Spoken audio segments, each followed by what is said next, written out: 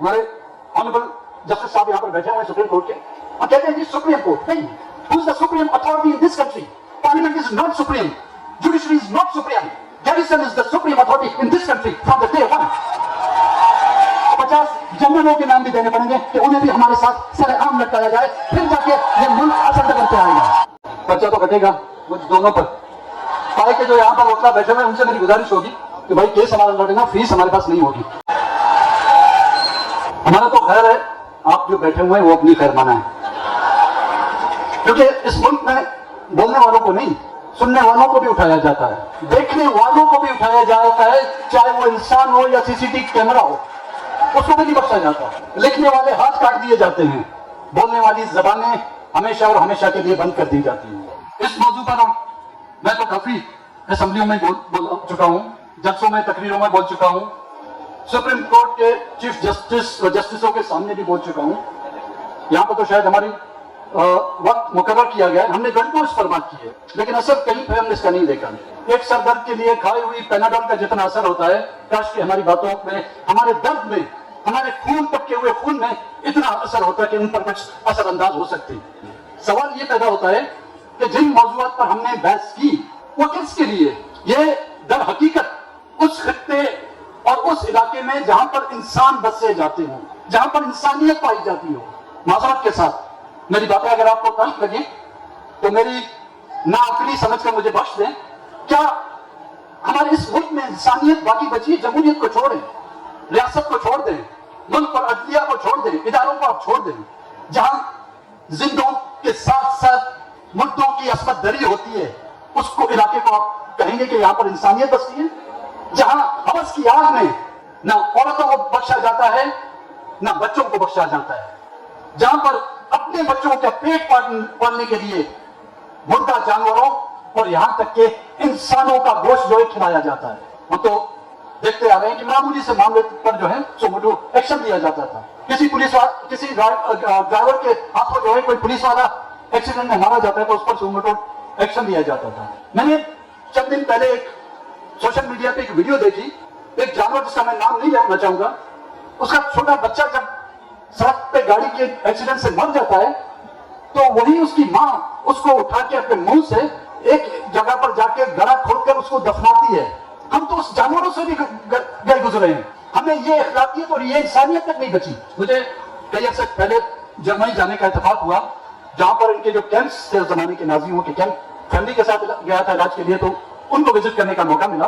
तो जाहिर उस हालात और उनको वो देखते हुए हर किसी के जो है रोंगटे खड़े हो जाते थे। तो फैमिली के मेंबर ने मुझसे पूछा कि आप परेशानी हो रही है देखते हुए?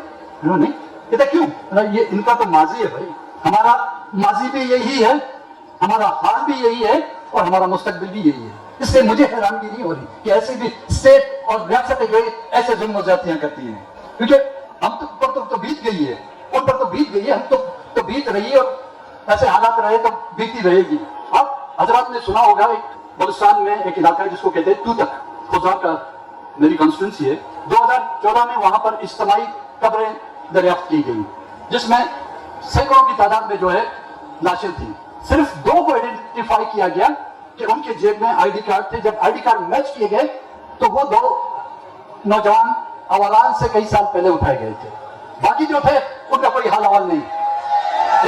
एक इज्तिमाई कब्र से निकालकर उनको जो है नामालूम कब्रिस्तान में दफना दिया गया। हमारे एक जानने वाले थे, वो भी रियासत वजीर थे तूतक में, हाजी अब्दुल्ला नाम के, हमारी पार्टी के थे।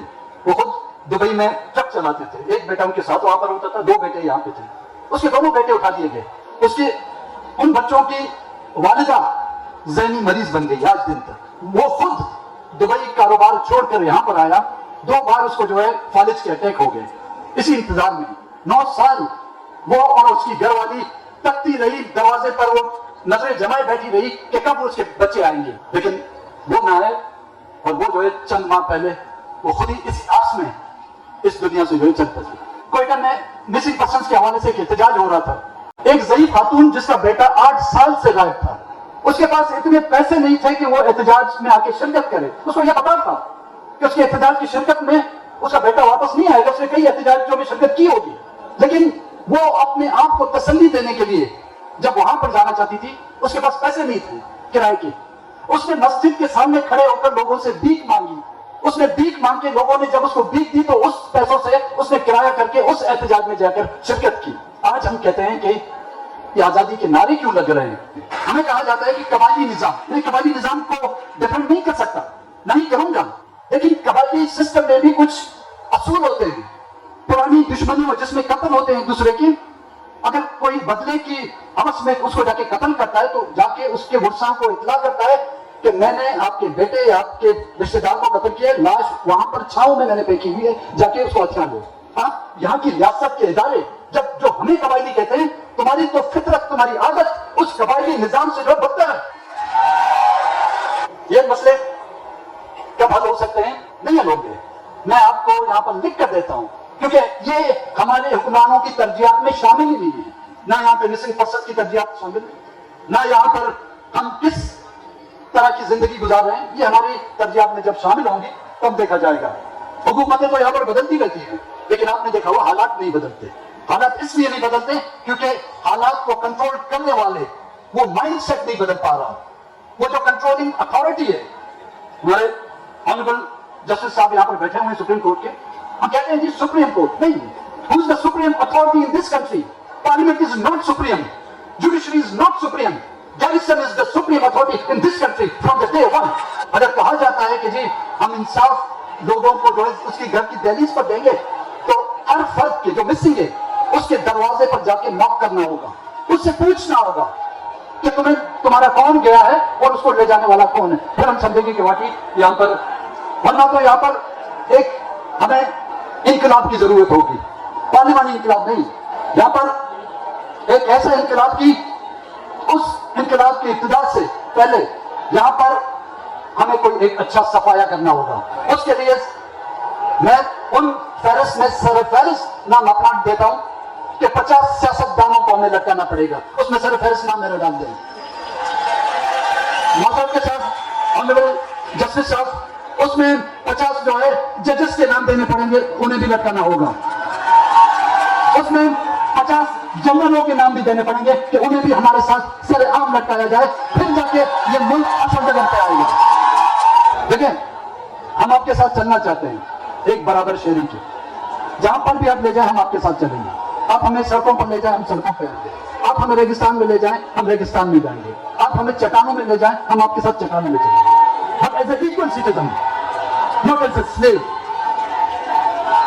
Treat us like an equal citizen.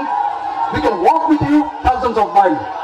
But if you treat us like a slave, we have resisted, we are resisting, and we will resist. भाई, आखिर इस स्वयं के साथ भाई बना के रखोगे तो मैं साथ रहूंगा, जंजीर गुलाम मैं तो रहना नहीं कबूल। हुक्म उस मुंह पर जो रखे मुझे गुलाम, कीमत पर किसी तौर पर झुकना नहीं कबूल।